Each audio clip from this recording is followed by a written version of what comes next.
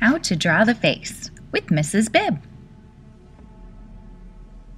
Alright, so there's a few different kinds of basic face shapes. There's round, oval, heart, and square. Most people have oval, so that's the one I'll be drawing today. So you're going to draw from your shoulder, not the wrist. Do a nice light oval.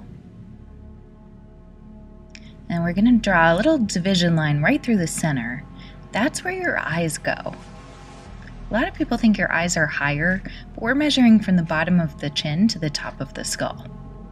You should be able to fit approximately 5 eyes going across your face if you were an alien. So I made little tick marks to just measure out even spaces.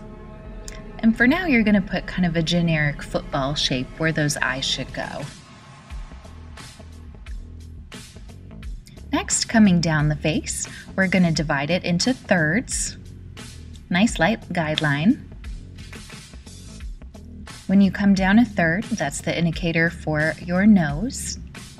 And when you come down 2/3, that's the indicator for your mouth.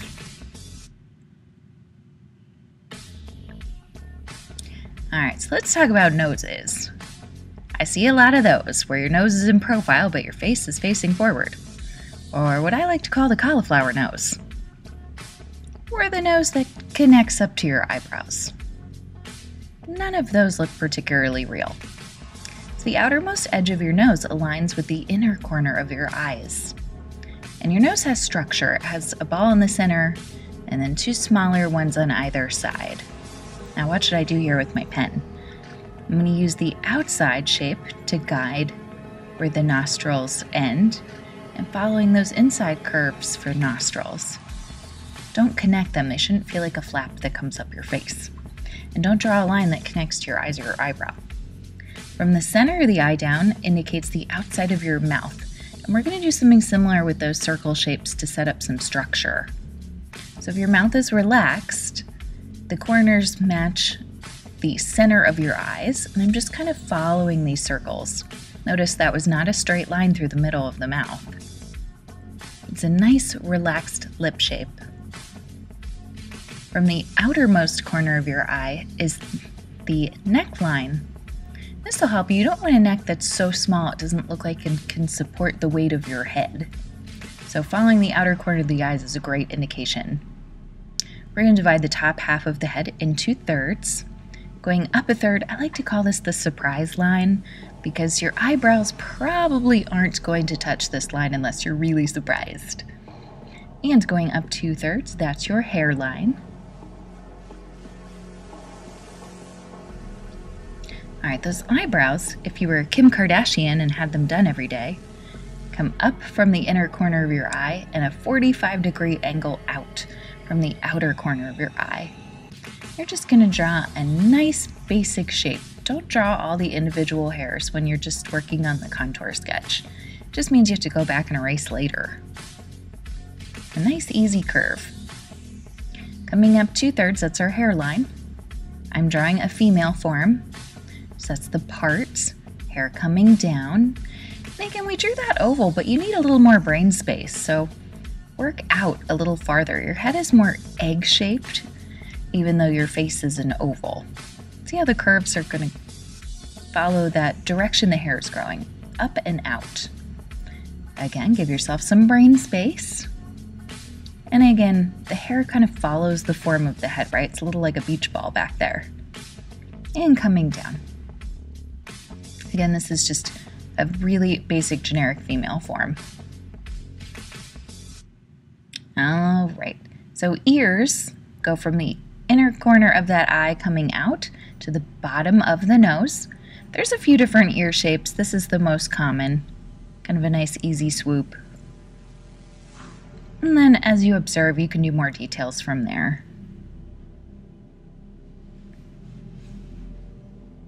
All right, let's come back to those eyes. You're going to draw a perfect circle that touches the top and bottom of that football. That's your iris, the colored part of your eye.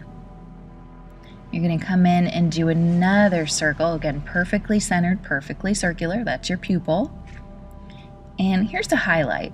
Wherever you put the highlight on one eye, it has to be in the same space on the other eye to indicate that your light source matches. There's the tear duct. So right now she's looking really caffeinated. So I'm going to come in with the pen, kind of slice going across.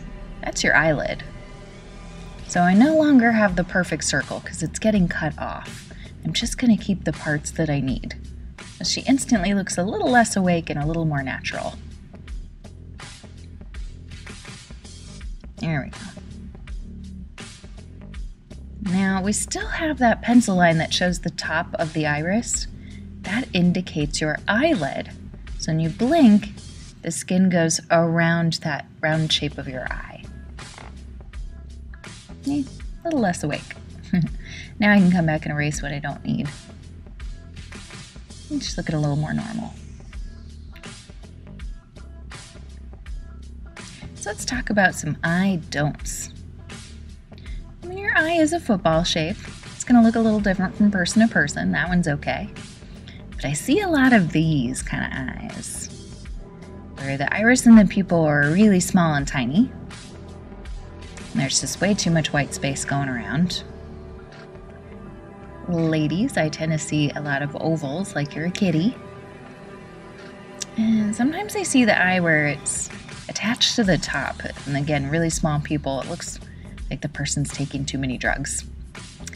I see eyebrows like that. Sunshine all day.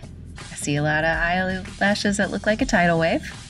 And some that are so high that they touch the eyebrows. None of those feel natural. Eyelashes kind of swoop out and away from your nose. And they're pretty short. Usually have more on the outside of your eye than the inside. And just a few little ones along the bottom. All right, and I'm finishing that jawline up, and there you go.